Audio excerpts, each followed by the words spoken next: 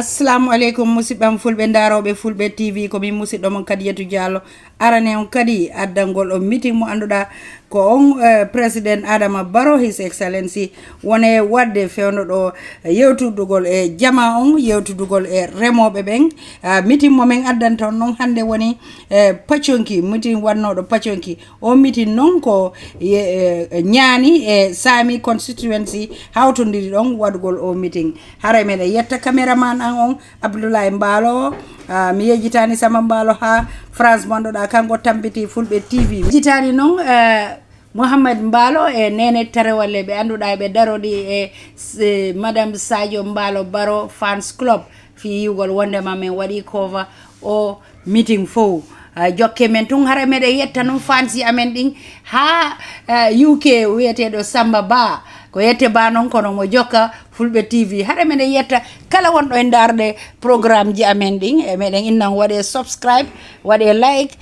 ko onon jeeyi ko fulago jeeyi hara on jaram ko jokkuɗon men kon hara komin musidɗo on Kadiatou Diallo jokke men tan e meeting ji ɗin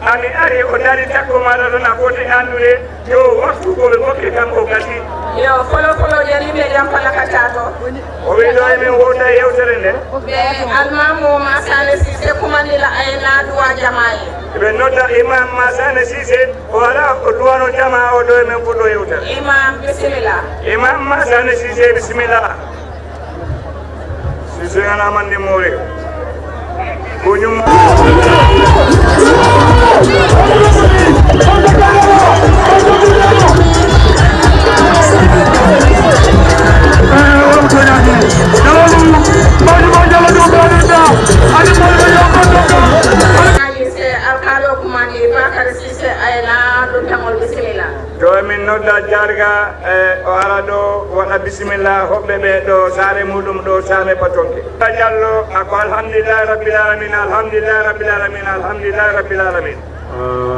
mi salmini saame naaɓe fof debbo e gorko cukayle mawɗo akais bankoni sato mul konton keɓani dindi o mi salmini ñaaninaaɓe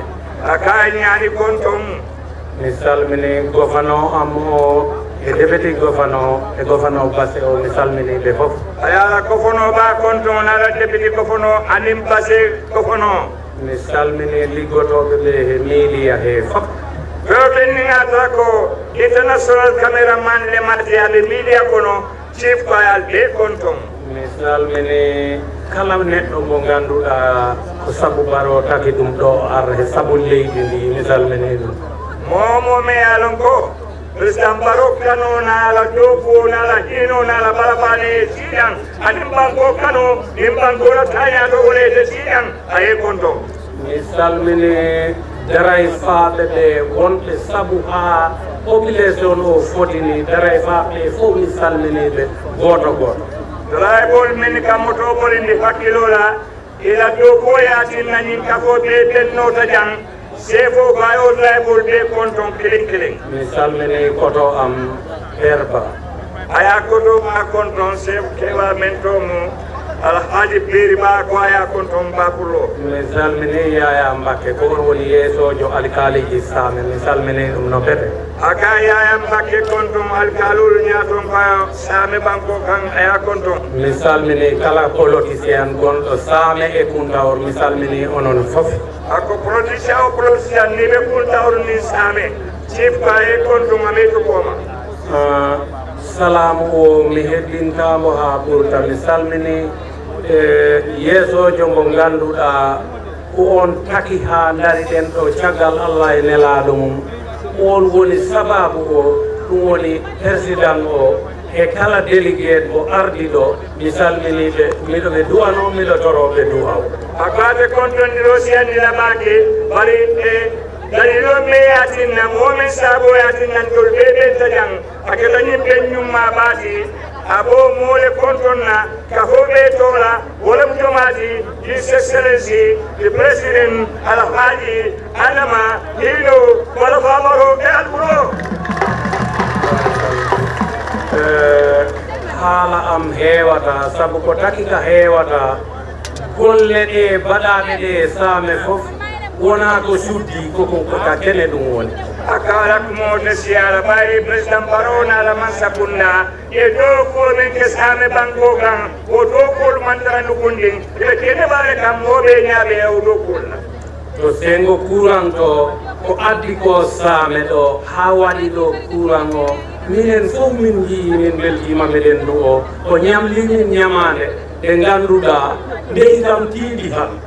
ay courant min naati saami jam mo tafolay ma o courant ol je andi tafolay tara saami jay mi banna bañin courant ol la ako wo saabu kamma président barona la mansakunda julole ɗum amen kol la say tul dole tuletol mi salmini kala neɗɗo mo ngannduɗa ilo ari rutti minen rowane min jooɗima kuntin o waɗi ɗon meeting wonko haalano ako ay moɓe konton ako kumode siyala serum ay mitin mbake puntin yani puntin ay kumale ko nun jee ko leli hayre raneru fittu kuntin lamen koto raneru kuntin lamen koto ayo ɓero la posilole jee wonno waɗi winoɓe ɗum ko politique tan yahata kono han laaɓiɓe wona politique tan ako lummen ɓero laata e kuma kensen fola jama ɓa ko ñimmo politique o dammale de pente tamala jang ako balaya ɓe dow kula ket a ñama ɓe ñayaji nden alɓulo mi wi ɗum jarama olol ni ko dow kula e ko jarama ko ndama layla dow koyeji solade minen samenaɓe min pelliti kala ko président o kuma lahiɗi caggal allah ko baɗowo ɗum nden hantin kala komin tori ɗum ko baɗɗo ɗum a koyten same jang président o lahiɗi fenfenna andi e président o ɗani fenfenna aya ɓe keele femmantu koma timmatale nden miɗo ɗum wi a jarama président woto fulakema naye juuɓe a heɓula kula yaka ñama koye jarama a ye nimbara o timmatale golle ɗe min beltima kono noon titi ha jo min torotoamat hani sayi min toroto eɓe dani ɗo lafala kotake ɓayi woɗani men siiso sabu si a heɓi docteur a yeehi l'hôpital a suuɗi ñawma o a wi a haal goɗɗum a sellata e kuranta ilala l'hôpital oto e ko ɗafta jararol la e ɓuɗana docteur ma mais ñante jarala e tata courant men mbiyela e ma fono docteur o yamre ɗafta jararo ni kenni ala ɓan wallahi miɗen gandi président haysi a toraki ɗum anniye mum o he Gambia ko goto aya lonne his excellency président Barrow anni ma dani ne añanta men kelani alla banko ko aya lonne nda ka kele kono si a toraki ɗum andata to fon ma waɗiran bari ni ma dani karo men nata lonnama korondila dane hande min leydi Same ɗo ko dula goto ɓuurimi sat ha dulaji ɗiɗi e sengo lawol Same banko jang silola karo dula fula o dula saba o fula no wolle ate ɓurɗi kilo wela kawole ɗo ɗum woni Same Oumar Jula on muyeno Same Oumar Jula na pomba hay hansi uskul waɗi ɗon yagol minen iskuli tiili ɗon miɗen ɗum toro ɗon hani kono skulo mbiya eneta ilata ibada ila kuloto findalano si ɗon yawti jaalal karantaba no tammila jaalal karantaba ɗon simin keɓi ɗon e ngo lawol liggama ɗon e miɗen ɗiɗi a kon seko kono silo ko nan dow kuɗaɓe ɗiyare e ɓakele si ɗon yawti ko heewi i foti tore kono mi tororat sengo goɗɗo tororat sengo ako min ñanta danila siyata de wala tere karakilimo le danila dow fanan sina wala karakilin dow dani haɗa jogii yimɓe dantan ɓe ima nangani minen e minen ma nangani min pawi en fadera imin walla e politique e kame badiagne nden ɓenne ɓe jarama alhamdulillahi rabbil alamin salmini saminaɓe leli gasloga samin ɓol konton salmini saminaɓe fof alkaali ha imama ay salim men kol konton alkalol nin almamolu salmini sew ker e sew mam Demba Diallo jala koto ay beeri ba konton ani sefol men ɓeɓi jam salmini l'éducation moyen o l'éducation Same o akol samela leli kansulola e ɓe konton salmini sew amen sew alahaji ter ba ñani ayla sefu ba konton kotake men mo ala e beeri bati ñani salmini président alahaji Adama Barrow his excellency the president hino baba Barrow président Barrow aya konton kele président alahaji Adama Barrow salminima ako momoni Adama Barrow fana ɓe siloga ina ɓurata janga e konton délégation président Adama Barrow gilɗo haale ko mi salminiɓe délégation ba ɓeɓe ñagota compagnie président baɓe siloga leli kansuloga ya ɓe konton mi salmini ñaaniñaɓe debbo e gorko suka e mawɗo aka ñaninkol konton musol nin kewlu ɗiɗiol nin keɓal mi salmini alkaliji ñaani fof debbo e alkaliji ɗi fof mi salminiɓe alkalol musol nin kewla e ɗe konton mi salmini rewɓe ñaani fof ay ñani musol konton mi salmini rewɓe Same fof ani Same musolu eyyi o ko garani ɗo yewtu ko kaalen golle président alaji Adama Barrow aɓena men kaccala jawlon président Adama Barrow la kuwote président alaji Adama Barrow wona en mantaɓe ɗum ko golle men tentuɗo e leydi Gambia woni ko kaalen akoye mantara ɗiyamu question la de président Barrow ɗo ko men ke Gambia ɓe kono fokana ɓuura janna ɓe kawo ɗo golle fo président alhaji Adama Barrow te Gambia fof sare for sare iskuli ɗon lopitani ɗon laaɓri ɗon kelle ako his excellency président Adama Barrow Gambia ko koyna kata katon sate o sate karambol mi je to lopitanol mi je jiyol mi je courantol mi je o jiɗoɗo jooɗi e Same fof ko waktu ako yajele mbesiri Same damin jang Same dawla courant ɓe malla wati o wata nden noon président Adama Barrow en manat ɗum en manta ɗum oɗo président Barrow mbe titarlelale mbe saño wulindirelale ka to jaretala le sabu liggi ma heɗeɗi Gambia dow duuɓi jeetati ko liggi ko hay goto liggota ko ɗume Gambia kawta e banko dow kula e men dow kuñim banko kan moma o dow kuñim banko kan ka mbaɗi banko yiwoni ñaatota moɓe ñaaɓe wolela Président Adama Barrow alkaliji Gambia ɗi fof oɗi e ɓalew ako président Barrow alkalol fetɓe koynanin ka toon président Barrow na Mansakunda kawol kari joole ha joɗon puccu kala ko weeli koma ɓeydi e ɗo toon ako ɗum suwoy borono ñawoña foye ala babu sola Président Adama Barrow ganda Gambia ɗum ko heɓaki leydi ndi ko tampude ako samaman puta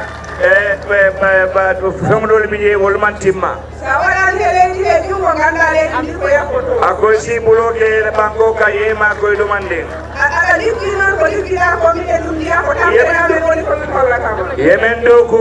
yemen keye leydi kansulo koye ñayatele kono moɗani toro neɗɗo wawma okkude ko mbaɗɗa ko lawol on kelle joni si a laari tan président Alhaji Adama Barrow minen min ngala lawol woni woɗɗi lopitaɗo woɗɗi ako silo jambata lopitano fana jambatela laaɓi ɗi kam ko probléme leydi he ɗulaji kewɗi ako ɗula jamaɓe je sila komo probléme ol leti minen lawol sare malam ha kuntawro no koɗo jeeɗi ɗon no woɗɗiri ako sare malan kata kuntawru o silo fanan tamoman sonoya si on laari ha rewɓe hewɓe keccon kewkoni ɗon maya ɗumini musino ɓe ako ne ajuɓe je musolu e couranto jamal fanan imin joka doya o silol kanne ɗe balɗe min keeɓi he sunare molanade Allah ako lungol tammita e ni kuya bal soto je debbo ko guintinanoɗo ɗiɗam mum huffone yetto to lopitantama yiɗi e muso bondi jey ɓa sambara yeloɓe bonnaɓa jane futa lopitano to wato sitama lawol ngol ko tampere de ako silol koleyaɓe je e président Adama Barrow ganda leydi Gambia minen Gambia naɓe minen ñañaɓe minen ma nanggani ko wuɗere pasidin babil ma ha tiɗi minen eyo kelle ko enen fof nantoɗiɗe président Barrow ako fatara fano e yole ñini ñaani jangi ɓe ɓambula men na ɗum fatara fano ate boka kuntu sa kala mo tawo ña e si Allah e nelaɗo jaɓi mi ala sonta ana ala kila si Allah e nelaɗo jaɓi mi anna ala kila sonta kunguji maɗi min lappaɗi kaaɗi ha min mbatta leɗɗi kaaɗi ɗe natta nde a koye laɓɓe soye ɓaɓɓe ro faylatullah ba koye a ligguey sabu président Alhaji Adama Barrow hana tamani rewɓe ɓe yurɓede bari président Barrow ay bala fa soto musol ni ndindiwol e bakele minen ɗenen min kollanma min hokkanma doole ɓurɗe Allah hokkumade leydi kansolo le a bone ala sembo men dina ɗiɓa kapulale ɓa lafalale ɗiɗef talaɗamen foye futaji président Adama Barrow rewɓe ɓe probléme amen machine aji ɗe ko probléme amen eɗen keewi probléme ako musol a machine ol fana e probléme ol soto laftawol fana e topoto waɗani président Adama Barrow hikka ɗum heɓaki jalluɓe ɓe ɓe hikamɓi de leydi kansolo ko samna e fendol ame o dol man timma o ɓe baɗandirin ɗen sa waɗani jungo Gambia ganda akoye si ɓuloke ikoto o kuoto je makoye ɗuman ndin emine rewɓe ɓe mbiɗen ma nanggani ha hittiɗi ket ɗin ñaaninaɓe hi nangi ha hittiɗi mi andi kala ko ñaaninaɓe nandi saɓenaɓe nandi ko ɓuri noon tiiɗ a wi ako ñaani musolu ɓe loori komale ɓe sontemale ande ɓe carte o faylele 2026 ni amol wiw jandoron président Barrow lem eɓiɗen tawi saɗede feri o min guitta neɗɗo l'hôpital Kuntaro ara ha dane maayo feri wiyeji piima on probléme hito jarama the leader of NPP ngay wax li ma wax ak chairman OIC ok moo nekkaat itam chairman OIC bi ci Afrique ak ci woon aduna bi yëpp miɗo salmina ministre li gonɗi ɗo fof kala ministre gonɗo hay goto gati mu ngeen nuyu mboolem ministre boo xam ne mu ngi fi bàyyiwut benn ministre miɗo salmina permanent secretary director général CEO yi fof miɗo salmina permanent secretaries directors CEOs fof mu ngi leen a nuyu ñoom ñëpp deputy permanent secretary fof mi salmini depuis permanent secretary yëpp mu ngi leen a nuyu senior government official hay goto gacca senior government officers yëpp mu ngi leen a nuyu mi salmini gouverneur jooɗiɗo ɗo hannde jooɗaniɗo gouverneur Ousmane Ba mo ngannduɗaa ko official ministre o yahi mu ngi nuyu gouverneur bi nga xam ne mu ngi jógee URR mooy gouverneur Samba Ba mu ñëw utu fi gouverneur Ousmane Ba fii si Janjanbureh mu ngi ko nuyu miɗo salmina deputy gouverneur mo ngannduɗaa ko yiyagelam Seydi Mbaye mu ngi nuyu député gouverneur bi nga xam ne rakam la mooy honorable Seni Mbaye miɗo salmina chef uji joni ɗo fof kala chef gonɗo ɗo mboolem chef bu fi nekk mu ngi ko nuyu bu baax a baax a baax miɗo salmina alkaliji ɗe almamoɓe gonɓe ɗo fof mu ngi nuyu alkali yi fi nekk ak almaami yi fi nekk yëpp miɗo salmina noon political party garɓe ɗo parti ji ɗi fof yimɓe maɓɓe gonɓe ɗo fof mu ngi nuyu mboolem political party boo xam ne ñëw nga fi rek mu ngi laa nuyu sen executive member yi maɓɓe fof gonɓe ɗo mboolem executive member bu fi nekk mu ngi laa nuyu miɗo salmina sehilaɓe Adama Barrow e jiɗɓe Adama Barrow musidɓe makko garɓe gonɗuɓe e meɗen mu ngi nuyu qualité Adama Barrow yi ak mbokki Adama Barrow yi ak ñi nga xam ne dañ ko bugg yëpp mu ngi leen a nuyu miɗo salmina onon yimɓe Same naaɓe hay goto gacca maa ngi nuyu waa Same yëpp bàyyiwuma kenn mi salmina presse o journalisaɓe mu ngi nuyu presse bi mooy journaliste yi nga xam ne ñoo fi taxaw miɗo salmina protocole officier o protocole heɓe wondi ɓe protocole si yëpp ak chief protocole si yëpp ñu ngi leen a nuyu miɗo salmina sécurité mo ala mo gaccimo sécurité mo fof mu ngi nuyu mboolem koo xam ne sécurité nga ngeen nekk fii si garab mu ngi laa nuyu hande noon min kalat ɗo seeɗa ɗo min kalat ɗo seeɗa mu ne tey nag fii danaa fi wax de ko foti haalede haala so fonno haala yo haale mu ne wax bu jotee foog ñu wax ko ɗo em nattude haala hen noon léegi balaa may dugg ci waxtaan bi nag woni gorko moƴƴo mo korigomi dañɗoɗo horma jiɗɗo Adama Barrow am na benn góor boo xam ne dama ko óolu te ku am horma la te dafa bëgg président Adama Barrow woni Ousmane Dahaba kooku moo nekkoon suñ kilifa di Alhaji Ousmane Dahaba Allah yurmoya fof yal na ko yàlla yërëm te jégal ko gorko mo ngannduɗa o abbita ko ɓawoyade góor boo xam ne moom du mos a dellu gannaaw pour jàppale Adama Barrow Allah wona ko kala ko natta o abbita ko cakkare ɗum mu ne lépp lu nguur gi dugg rek lépp lu Adama Barrow dugg rek moom du ci dugg bu ci duggee rek du dellu gannaaw gorko joom kombo mu nekk góor goo xam ne ku am kàddu la joom daane si o haali dana andan gorko haali te bu waxee sax da nga xam ne dëgg-dëgg góor wax na giɗo noon yama ɗo giɗo mawɗo noon mu ne ku nekk nag soo ñàkkee sa nit rek da nga xam ne ñàkk nga sa nit alande wotude mi yanoɗo président Barrow mu ne am na benn bés man Hamad Ba demoon naa ci président Barrow ɗum yano gorko Ousmane Daba ko mbaɗatama ndeɗa ko waɗata hunde mu ne ko yow nag Alhaji Ousmane Daba yaa ngi koy defal dara nag war nga koo jàppale o wi kam lamɗo Ousmane noddumo téléphone lamɗo mu ne ko o Alhaji Ousmane Daba nga laaj ko lan moo nekk diggante moom ak man président Adama Barrow nde daade Ousmane haali kam ko Adama Barrow ndemo bi ko Alhaji Ousmane Daba wagee li koy Adama Barrow di defal gandumi Adama Barrow ko dimo kanko ko demowo ñamade ci la kam ne léegi président Adama Barrow moom itam góor la mo yoɓa ñamade no feewi sanni noon mu ne mu ngi ko nuyu bu baax a baax a baax a baax a baax mo yoɓa ñamade sanni sanni par ce que Ousmane ko haalani kanko min mi sikkuno Adama wona e wadde ɗum kono nde lamdimi Adama o wi kam mi haalantama kono noddu Ousmane noddumi Ousmane nde o haalani kam ñanden mi weltima ɓeer gamɓuji yem Adama a jarama mu ne ɓe ooyee Alhaji Ousmane Dahaba dafa kontaan trop ndax xam na ne His Excellency président Adama Barrow ku mën a fay bor la te fay na bor mi yiɗa Ousmane o woni Dahaba gonɗo NDMA mu ne rakki Alhaji Ousmane Dahaba ki nga xam ne moo fa nekk nii gonɗo NDMA ki nga xam ne mu ngi MDMA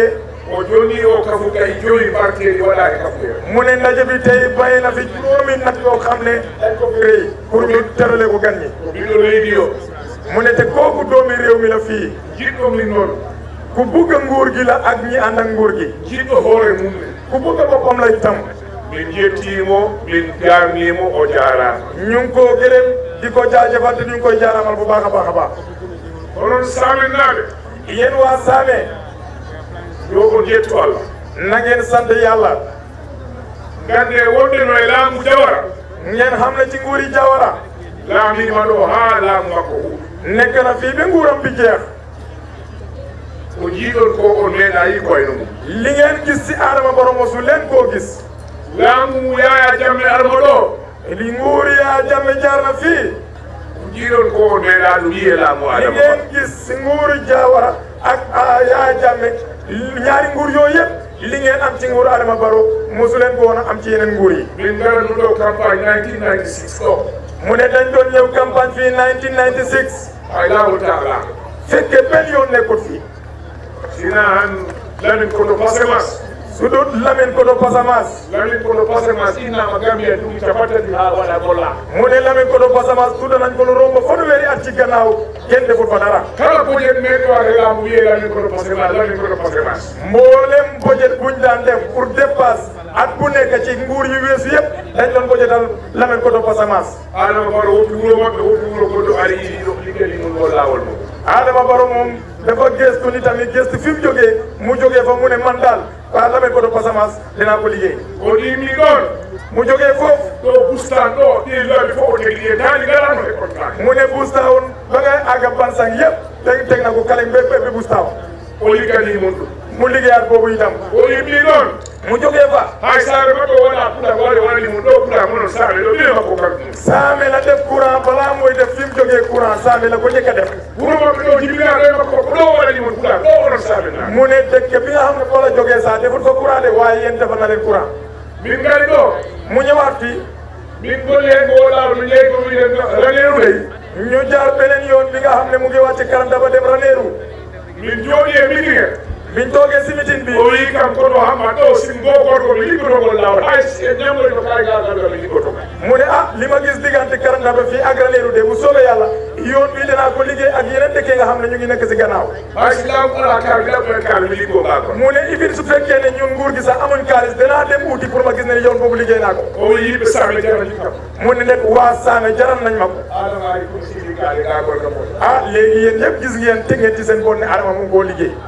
saame yéen waa Saame kala ko wonɓe dañamon dañi mboolem loo xam ne ñeneen ñi amuñ ko yéen am ngeen ko o meeɗano heɓ on keeɓi loo xam ne yéen mosu leen ko woon a am ngeen ko neɗɗo noon nit nag siɗa waɗane soo koy defal yo a tinɗa waɗane da nga war a yëg ne ñu ngi laa defal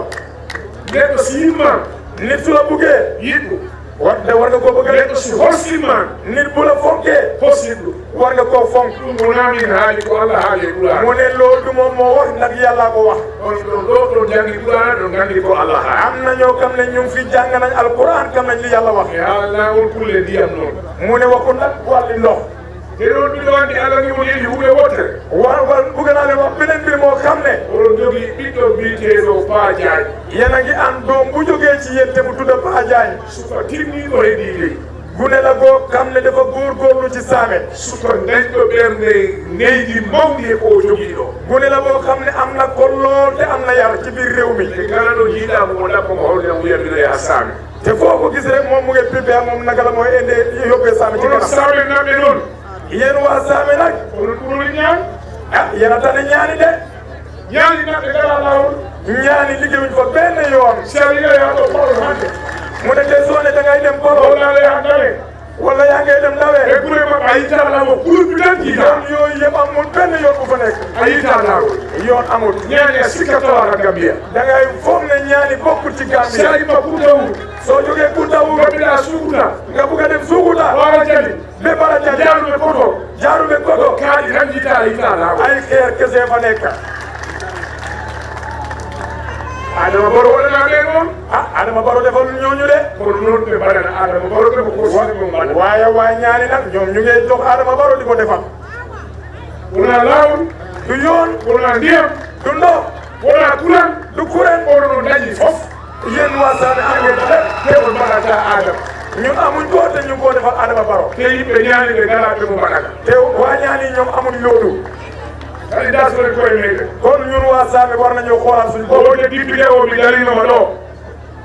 wonde député mi darima ɗo mu ñande ne woote député taga woon naa fii si Saame kotirama min tonki yo Sonko Musko mu kuloo fi ak benn magam boo xam ne kuloo nañ lu sasa woni chef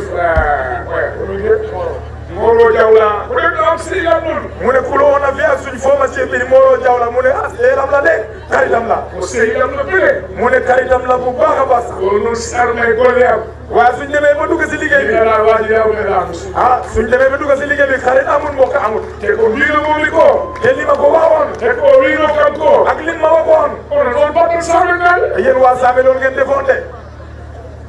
on jamtino da ngeen jàmm woon neɗɗo noon sita jampo neɗɗo ma mbaɗanoma booy jàmm koo xam ne daf lay dimbale si ɓooyi jampa sukkuma ande hoorema bu yàggee rek jàmm boobu noonu daf lay toppaat gaccere kilaji men nañ bàyyi suñu xel bu baax o jonki noon Poconki saare amen ak fii suñ dëkk la mbiɗo anndi saare nde no feewi xam na ne Saame daal ñoom ñu ngi fi firi mbiɗo yimɓe moƴƴuɓe nganndanmaa ko sehilaaɓe am nañ fi ay mbokk am nañ ci ay kari yoo xam ne yu baax a baax la ɓe jogiinoo jamaa amoon nañ jàkka voilà juma maɓɓe ka mu ne seen jumaa ji mi sikku mbawɗo siwtorde ka golla heewaani ɗo e saare mu ne ku mën a fàttaliku biñ koo liggéey ak léegi xam naa ne bariwut ko ɗum wannoo noon loolu moo defoon tawa e jumaaji ɗe jume Touba wullita ko Touba woppa to mu ne mu bokk ak yeneen jumaa yi nga xam ne comme dëkk ñëw ak Touba Woppa e juma wonta to Gunjur Balibu to ak beneen jumaa joo xam ne mu ngi Gunjur Balibu sikku suñu juma Sira Nunku mu ne su fekkee ne juumut ak Sira Nunku ak Sira Nunku ko ɗum wannoo ɗi jumaaji NCS fof ɗiɗi wat président mi mbaɗee ɗo ɗi gona ɗo moo taxoon ñu def ko fii pour mu yàgg fi mu nekk fi passage maɓɓe so ƴakkotonooma ɗo nde saara ɗo mu ne seen basan yi bu demoon ba yàgg si biir dëkk bi fii ko min ɗo defunomi sooda passage gaara mi leena moom Amadou Ba lañ doon oo téléphone mu jënd ay basan indi si jàkka bi fii juma wonta ɗo mooy jumaa bi nekk fii ɓeɓe liggoto juma e saka bi ñooy defaraat beneen jumaa bu bees bi yimɓe woni ɗe ka juma yo ka accere o mu ne liggéey nañ jumaa ji ba pare de waaye bii nañ ko fi bàyyi te ɓiɗo adama fof jaaradaara kala juma ganda yimɓe ɗiɗoɓe doole Allah rokkunoɓe e gandal Allah rokkunoɓe noɓe mbawi liggo ka juma towɗo duuɓi temedde haate ka bonani ɗum ko gandal ngal ne Allah rokki ɓiɗɗo adama ɓalejo nan gandal en fotaga fampade ladde mu ne jumaa jooju muy wax bugg na mboolem koo xam ne doomi aadama nga dem xool jumaa ji seet ko nga gis liggéey buñ fa liggéey boo xam ne dem na ay téeméeri at ci gannaaw ba léegi soo duggee si jumaa ji da nga yaakaar dañ lañ ko liggéeyal mu ne loolu xam-xam moo ko mën a def Saame naaɓe mu ne yéen waa Saame adama ko yiɗi he mon ko carte Adama lim bugga ci yéen yi rek mooy ngeen sànnil ko seen karta wona pour hoore makko du pour boppam de yo on mbaɗanmo carte dokkon mo doole dafa bugga ngeen jox ko seen carte yi ngeen may ko doole si a nani doole lingu ko ndiyam soo déggee jën bi dafa am doole ci biir ndox la nekk lingu he mawni si altiri ndiyam wontiri meere jën de lum rëy bu duggi bu génnee si ndox mi rek meere lay taxaw tawi noon onon Saame naɓɓe on gotanta Adama Ba su fekkee yéen waa Saame doo leen sànnil Adama Barrow karta ɓe keerato ñeneen ñi jaar fële ɓe a keerato ñeneen ñi jaar fële so wari waɗa o yuppana mum o waynam lu mu am rek mu ñëw sotti leen ko awar yoon dem onon mbiya ɓoɗon ko punta ngeen yaakaar ne moom ngeen a nax on punta Adama Barrow de nagul leen Adama Barrow de neɗɗo noon mu ne nit haka mo waynama haka woynu man nga koo yóbbu ba ci teen bi neɗɗo no wayna puccu haka woynu walla man ngaa jiital sa fas ba si teen bi kono a waago force yo ɓuya boo ko taajalee ndox mënoo ko forcé mu naan Adama ko wawi ko Adama lim man enen Saame naɓɓe enen ñun waa Saame kersen mo ñu rus ko hay si en kulani mo buñ ko ragalu sax meɗen mo carte ɗen nañ ko rus te jox ko carte si yi en ƴeewi no mbaɗɗen nde ko Allah hokki men e laamu makko su ngeen koolee liñ am ñun waa Saame liñ am ci nguuru Adama Barrow en gandan wonde no danañ xam ne Gambia hannde onon tawa nomo wonde Gambia su ñooy kayma Gambia yéen waa Saame desu leen gannaaw da ngeen bokk ci ñi jiitu yéen a number one e noon waccali de te ba léegi nag bàyyiwut de o continat dafay continuer kono neɗɗo noon hay si a wulama mu ne nit nag boo ko ragalul sax moƴƴo Allah baloma koo xam ne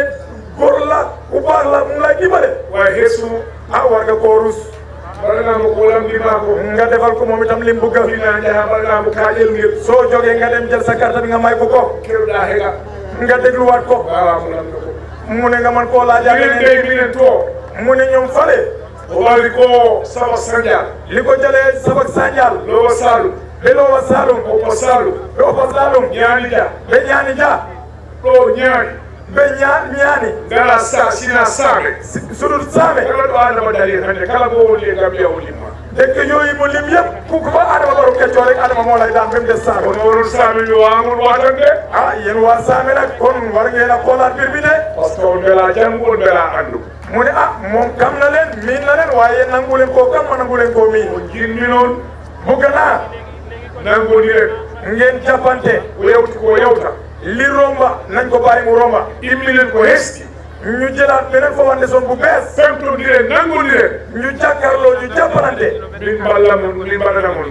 ñu yokk suñ loko si yéen kono noon waaye nag min mbawawo ko ñaani naɓe mi kuccitale mawɗo inchallah jaɓi mu ne ñaani duñ leen bàyyi foog ñu gëstu ci yéen ñaani yéen waa ñaani inchallah jaɓi bu soobee yàlla min kuccitale mawɗo dana jàkkaarloo yéen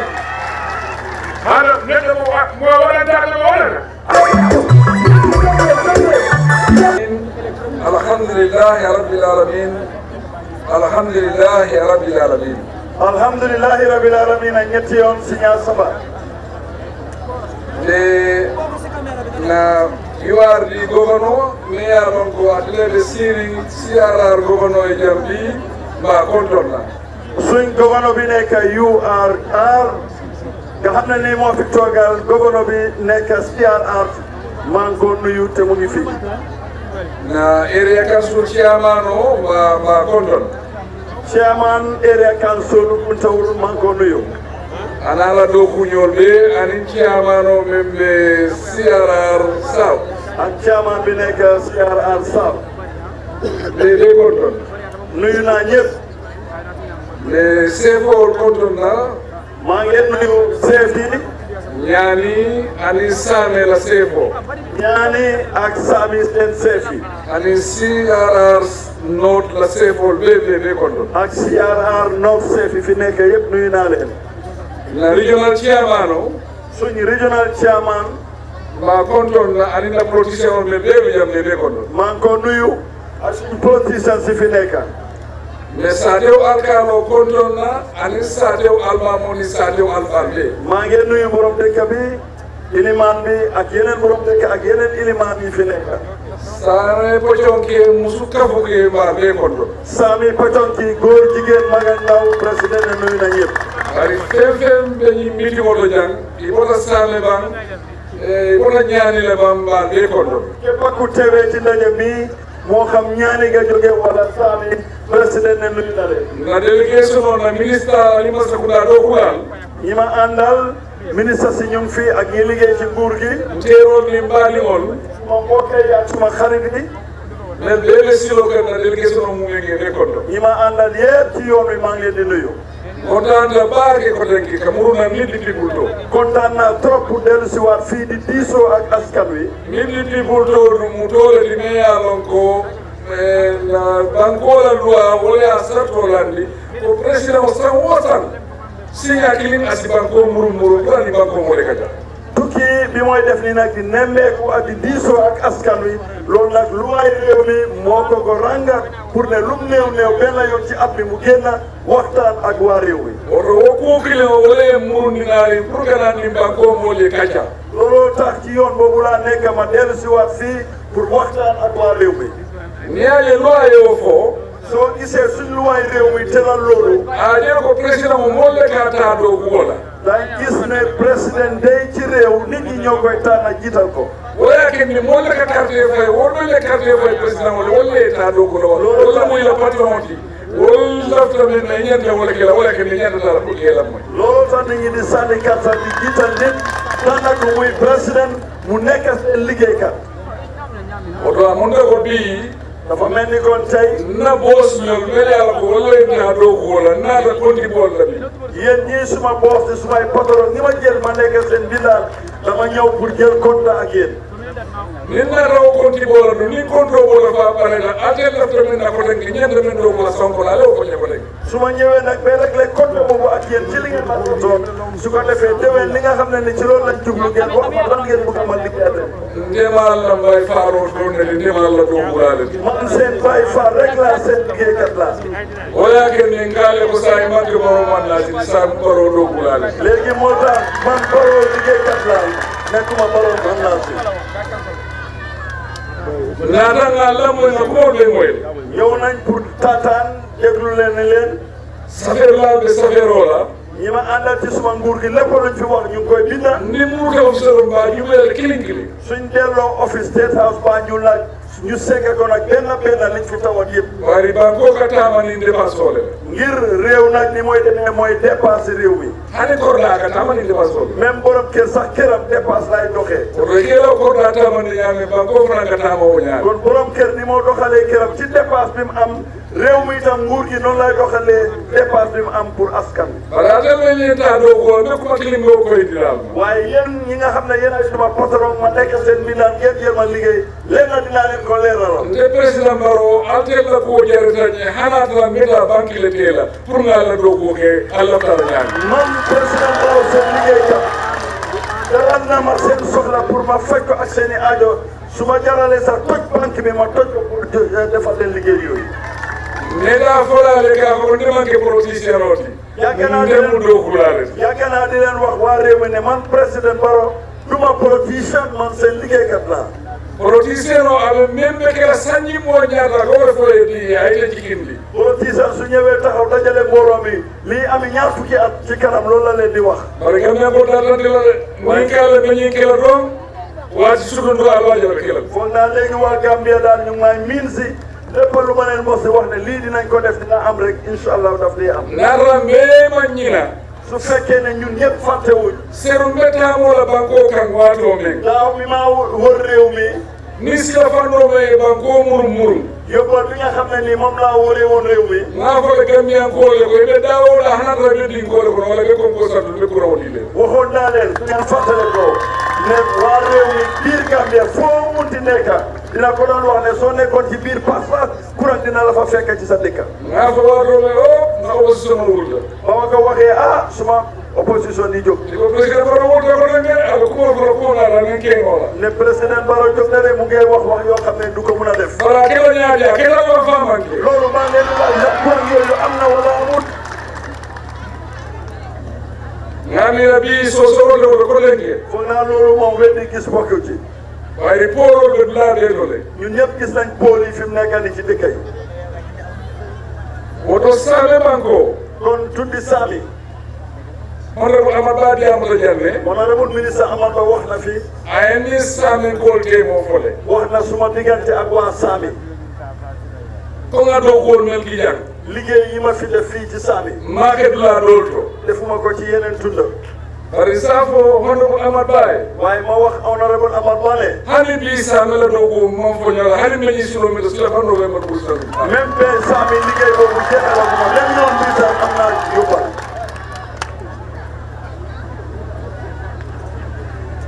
nene nga fano jam mitinoɗo am na benn meeting bu ma fi waxoon. ngo saamen kol ñandele kadi droit pour président Barrow ko ñaadani ɗum wonɗum ma wax ne ma ne waa Sami dañ war di ñaan saa yu nekk ne président Barrow na fay. wari naɗa o naata ni sila fandole kana sa yoon bu ma ñëwee Sami rek indi naa leen yóbbal. ni sila fando ni silo fana ni sila fando naata te fi ma taxaw ni sax am indi naa yóbbal. bari jandi ɓe o sila fando fola waaye balaa maa dante li nga xam ne mooy yóbbal boobu. mo kilimbi jam mbi ngaɓe oɓe contane waake mbi dina am koo xam ne ni kenn ku fi nekk boobu dina kontaante trop. woron nga sefo père baati mooy suma seefi ñaani père Ba. nga promise le ɗum dama ko digoon moom seefi ñaani. ngaye ko ma ne ko. e ɓe kono on kono bari mbe bondila mbe julo dundila mbe bondila kono kono yaa ci teen waaye dinaa yoo ba ci biir teen bi génne la ci teen bi. andu inchallah mina dow ko dati la ñaani te su neexee yàlla dinañ commencé liggéey ñaani. mina dow ko kela ñaani déglu leen waa ñaani président ne dina am liggéey yu fa commencé si. bari honorable Amadou Ba Diamoto Diang honorable Amadou Ba wax na fi. bari mbe o kumoñi tilindi la ɗomandi loolu dinaa jubanti wax ci tuuti. ako man fenke ñaani nga meke dulaɗoto mo wala ke ñaani bari nga fenke ñaani le mu ne am na lu ma def ñaani dafa wax ne ñeneen lu bari defuma ko ñaani waaye am na lu ma fa def. bari safo sefo père baye waaye chef père Ba ñaani. bari na ɓe to ɗawola asar foñe ko ñaani la silode man silo soto saa yu ma gisee seen chef bi mu tawat yooni ñaani amul yoon. mbafla père baye ko maa ngi wax chef père Ba ne. mooy la ko ɓe satu alam nit jaam day sa mbir yëpp na nga ko bàyyi yàlla. ni plan noon pour que silo dogu bari ala naata World Bank naata ko ñu président Barrow ko silo dogu men ɓe ma koy lal mu ne dama amoon plan pour liggéey ay yoon waaye léegi yàlla ñëw na World Bank ñëw ne léegi président Barrow dinaa la jàppale ci yoon yi ngay koy liggéey. wa kilométre keme ani kilométre telluɓe ɓe wara dogu lañ lu toll ci téeméer ak juróom fukki kilomètre yi yoon dinañ ñu ko. kam ri o fota ɗo bañ waxee loolu rek. na hakkilo e ñaani le foloma ñaani la suma xel njëkk a def. mole sumandi o ya lati la ñaani kono commencé nañ danta bi ci biir ñaani pour ñu liggéey yoon yooyu. kata jaarume koto commencé ko jaarume koto. kata manna dem man naa. kata min to salikeje ɗum a salikeje ɗo ɓe wa salikeje Sali Keña am na fi waaw. kabo to kada jarume koto dembe jarume koto kabo kayay ñaani kayay kada sukuda dem ñaani sukuta kada bara jeli bara jeli suba bara jali suba bara jeli tenda bara jali tenda o fambe do ko yëpp dinañ ko liggéey tuba balo Touba tuba balo Touba Mbalo tuba koto Touba Koto tuba kuda Touba Kuta jakaba Jakaba fulakunda Fulakunda ni fambe do ko yoon yooyu yëpp dinañ ko liggéey kundaw Kuntawul kada wasu dem wasu o fambe jele yëpp dinañ ko liggéey fulakunda Fulakunda jakaba Jakaba kayay Kayay jarume koto Jarume Koto ni bema la silol yi yëpp seen yoon la dinañ ko liggéey ñaani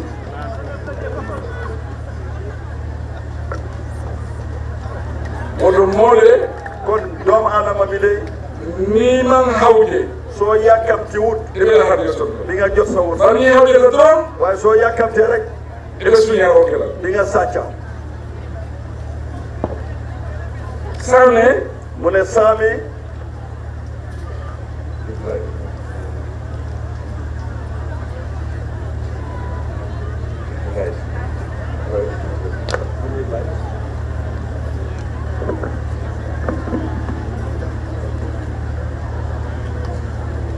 sane kata ba umar saame kata ba umar ɓe heɓ pos ɓe waɗona jeel dinañ am help post foofu ɓe pare nga koɗo fana sotole te am nañ xaalis itam pour que kunta urla loptano pour liggéey lopitaan yi Kuntawul pour que ɗo kuku ka semmendiyandi baake pour ñu liggéey ko dooleel ko bu baax wo foran african développement banque ni wolde ɓe o fana dow gool loolu itam African Development Bank ñoo ko liggéey oto sane fanan ɓe wo dow ko sotla saami dinañ am njëriñ ci loolu bari ɓe continue na dow gool la dinañ continuer di liggéey yamuta jande ka fo ñinan sama wax nañ ne nag nawet bi ren tiyo man soto a ñaama gerte nag daal amul na mu war a amee kabirin teeta ba ma jàllee ñoomi ñin kuma kilimo wole ɓe fo kam benn wax ji rek la béykat yi di tawat ngalla kuma moyle dégg nañ seen tawat yi nde mum masakundati meyalo ko masakunda meyalo ake lammoy bakere ñun suma nguur day nguur la koo xam ne daf dee déglu askanam andu naala mool lafta minen nde korleke te li waa réewam bugal loolu laa def na safer laade safer olale ñi ko binda ñu ngay binda tawat yi nde murlanan jenne fana kana assessment ke fana dinañ fi dellu si waat ngir nata yëpp seegaat ko kalon banko mool suulata maakoroji mal seet ban façon ngi ndimbal lañ war a jàppale askan wi sa juuɓe mbal maakola ñaani seet naka lañ leen di jàppale ci fànn en yemela ñaaton koɓe janne disaster management agency ki leen jiite mu ngi fi alpha o ɗingolo woodi doomi saami fii la a fanan ɓe tarla o tiimo kono men ɓe assessment ke la moom sax dina jiite ci kuréel boobu leen nga ñuy def na tan nga juuɓe moolɓe maakoynola ñaamen ñu seet naka la ñoo mën a dimbalee nit ñi wayde man sakundañin ngir suma nguur gi day ko kuwo men kummandi moolɓe sutorlo ñaamen moolla bala anila baluwo ɓe sabatina ñamen jimbanko ko wolomtella haajo suma nguur gi de li nga xam ne nii moo ko itteel di soxla mooy liy yombal dundi ni askan wi ak li leen di jëriñ bari ngaalon kukili mbeñentan mbolodila ñooto wotole nga bamba mbaake ngo dow ko ngol dati jimbanko gañ lenn nag war nañ cee taxaw jon ñu joxante ci loxo pour ñu jàppalante ci loolu yaalon duniya la saman ñi sa ga fo me climate change way duniya balandi baake xam ngeen ne di ngeen koy déggal li ñoo wax ne wecceeku jaww ji ni moo doxee ci àddina si samana na ñañi sama manke ko aɓenu ñaame nawet bi ni moo ñëwee melu doon ni mu daan ñëwee bu njëkk oto ni wo keɗa maññen na yaakaar la sama jiyo kon doron nag loolu su amee te ñu jàkkaarloo ak loolu war ñoo yaakaar rek nawet bi wayri nga baasotole Gambia mi alon si dow ko keno sama tilikandi ngir am nañ dex di ndox boo xam ne ni ci biir réew mi wala kendi nga jula ba ɗo soto Gambia kono mi alon ko ni ɓe diyamo kanne pour ye maade dow ko ye o continue di Gambia kono jam moo tax am na ay jula yu mag yoo xam ne borom alal lañ ñu ngi waxtaan ak ñoom pour ñu ñëw dugal seen alal ci liggéey wol julol kono e Hamidou Diallo wolle kono ci jula yooyu leen bokk na ci di Hamidou Dia moo nekk ci Bayaba fii Mohamed Dia fanamɓe wole kono Mouhamed Dia itam ci la bokka Hamadiya Jamaat fanamɓe wole kono ak mbootaay Ahmadiya Jamaat bi itam ci anin compagnie ɗo pour ni moole ñoom maakoye pour nananga maano ɗo kusramo ɓe mum new ak yeneen i compagnie pour ñu jox lenkalante joxante loxo pour ñu liggéey mbaalo way larañina fois yaade ɓoonola banko ka naatranka ɗo ko ke karnani le ngalla kar say ngir gëm nañ ne ñàkk du mun a génn ci réew mi su fekkee ni ñeneenti weer la ñoo liggéey ci at mi juróom-ñetti weer yëpp ñu fas ñu hana tara jelom banko président wala ni kana ke la karsa yi ke je wala ke do ko karna ni ke je wala so ko def so même soo nekkoon président réew mi juróom ñetti weer yëpp nga fasal ko liggéeyuloo fayu leen ñeenti weer rek ngay liggéey ko ma ne di nga wodo fonga wodo ko si vale naati an wodo ko si fonding ke wala wodo ko ken wala foog ñu indi liggéey yooyu noor ak nawet ci tool yi te loolu nag ndaw ñi am kattan ñoo mun a wodo ma fa fonding ko le ko ngan te aussi di faaye bamba kon maa ngi digal ndaw ñi ne nañ la ñu takkaayu bu baax ni mo projet ko naata fonding ke ko si ñaaton ko o projet ko su liggéey yooyu ñëwee ndaw ñi jiitu ci liggéey yooyu ko di fonding ke wala banko la semboti ngir ndawi tey ñooy doole réew mi andu banko la sembo me naata o mete aussi di faaye bamba o banko tala yi nga xam ne ni nag ñoo amee kattani réew mi suñ takkaayu na pour jëm kanam réew mi élection yi bari masa ko ndaga sarto ke la jele do ko la community men do fara be o community fara me sebentu yandi la me farodi la je même do ko la yo wete ma ko di fara do ko ke no la ñaan ci compagnie yooyu su ñëwee di liggéey ci suuf si fii dinañ am na nguur gi sarta yoo xam ne dañ ko teral su ko defee waa réew mi wala waa gox boobu itam dinañ am ay place yoo xam ne dinañ ca dut am fu ñoo béy ni maano sene signa fu la saba sama kono ñaar ñetti yoon nga béy maalo ci at mi ibe bano sorla andu be ko fana sorla di ci am xaalis am ci dund o doron ne be ñim banko falim président ne loolu rek mooy wecci réew mi mais karamo fana lo ka karamo na ko be ci karamo lo ñu ngi samp ay jàngukaay yoo xam ne dañ faa jàngale métier wasu janja jambe me ci karamo ba do lo ka fii wasu fii ñu ngi faa samp jàngekaay métier bu rëy men na fo ni kewol encourage la maa ngi ñaax suñ xale yi ndaw ñi météo bu ka fu métier ti wala ka fu métier day moom du nekkul loo xam lu nasar ni moom e météo karanje si fa mbarundi e si la dimbayal balundi andu si mo fa karanje o météo ko no si fa balundi o képp ku fa jàngam métier ba sa métier ba moo ko di nga dundal sa bopp dundal keneen jëriñ ci ñeneen o karamo fele ba lo kan school boobu jàngekaay métier ba na est-ce que le jangi match karam mo ñi be pare la yaakaar nañ ne fii ba weeri match dina pare moto mba fola fo ni ngele fa na raje pare la kon ñu ngi wax xale yi wala ndaw ñi ne su foofu paree e kana ke ko man ko di te la ñata la ñaaro pour ko karam mo ñi pour ka balun buñ ci des gannaaw nañ jiitu ci njàngekaay métier boobu ñu jàng fa métier andu masa kunda be ma ko barke la pour fo ni ngele karanje te nguur gi dina jàppale ndaw ñi pour ñu mun a def njàng boobu wala ben na banko ñi sabala ñaar loolu rek mooy tax réew mi gën a mun a jëm ca kanam ni aju be météo be be ñi banko ka jàng suñ seetloo métier yi nekk ci réew mi yëpp lu tawale siyaata météo ko kala ka tambi ndil Gambia ko li ci ëppa doole yëpp doxandee bi ñoo ci ëppa di liggéey ci métier o do ko ñanta falina loolu nag dañ ko war a suppali bari bi mo ko mo ta mo do wala bi waaye tey ñëpp seen xalaat yëpp mooy tukki ni de beta la yo ro Gambia be tela ko ah ñun ñëpp suñ demee Europe nag mara kon nit dina fi des do beta la bari fo do le tuyan dina am nag ñuy dem waaye foog mu am ñu fay des le ya ko wala do ko ni continue ndi la ñi nga xam ne ñooy continuer liggéey bi pour Gambia sa fa so no ñaami pour réew yi mun a jot boppam nga daw banko metro ci réew yi ñoo dem yëpp ila mo le wol banko do ko fote ñaabo de fe fo ni ko mu ñe pour que la do ko réew yi mag yi ngeen di dégg yëpp nit ñi di leen ñee seen waa réew ma ñoo takkaayu jëngu liggéey seen o ni de fana nga ndew sini nga do ko ke ko le do ko ke ñame do la ñaabe bo la de fana fay nañi banko ke ñaka ka do ko ke kon ñun Gambie tam suñ takkaayoo ñu jëngu liggéey ci suñ réew mi ñeneen ñoo ñee waaye kenn ñun du ñeeti o kenn mu ko le me ala ko mba fo la fo ni kele président Barrow ne loolu maa ngi ko digal ndaw ñi si on a traité mi ari mu ne li nga xam ne mooy prix bi nag ni mu tëddee ci gerte gi ni nan traité de ton woton ba sayla ba sanna wulita saba ani say ren prix gerte bi tonne bu ci nekk fanweeri junne la ak juróom-ñett o wulita saba ani say ndel ni ngo san wala masa kunda ka da wa wuli mu wonde la amuta wulita ni say o masa kunda o tale ka la ka pour ite be famba ko no la ñame pour me sembe du yame ñame dafa mel ni tonne bu ci nekk nguur gi tegal na ci béykat yi fukki junne dalasi ak juróom-ñett lañ leen ci tegal anduma mek solo ko Allah tiyo ni ni ala baskilo ka ni aji ni dro yejo te dinañ gis ne seen gerte gi lu mu néew su ngeen ko tegee ci bascule bi rek ñu fay leen noté du am waaye ñeen tiyo ma soro do ndi mo men soro la ne ya pesa ton anyande jola den le bulo ren ñu ne gerte bariwut ko nag lu néew li béykat yi am fi nga ko peesee rek ñu jox la sa xaalis mba mek solo wo bekelale loolu dinañ gis ne loolu am wota mirin kola président ne gannaaw loolu e ma make sure ko dinañ gis ne ñi Masakunda lo pour mo moy kayro so ñi banko nguur gi taxaw pour gis ne ñëpp am jàmm ci réew ñi kayro so lo mi ñaatu na so la suñ amee jàmm ci la lépp xëj di yokku ñi na midi people to ñi mo la wolum kayro ren nag tukki bi ñoo xam ne ni moom la ñoo def ni bari la ñu ne ko kayro don ne be banko sa maro la ñaan ngir jàmm moom jàmm rek mooy mun a yóbbu réew mi be ngam lo di ñola ñun ñëpp nañ jàppalante na banko kan ma faw kan ñu soppa suñu réew soppa suñu boppa na do ko ke ñu takkaayu liggéey isaje na banko ñi asita ñaato ñu gis ne suñu réew mi jëm na ca kanam ndel ke paso jo kana da me sa do ke paso jo kana ndel ya fi ñoo ñëw ticket di dem bitim réew ñoom itam ñuy fay ticket di ñëw fii so kuudale guddi na fi mu ne nii ma be tentu la ma deyla yéen naa ñëpp sant ñëpp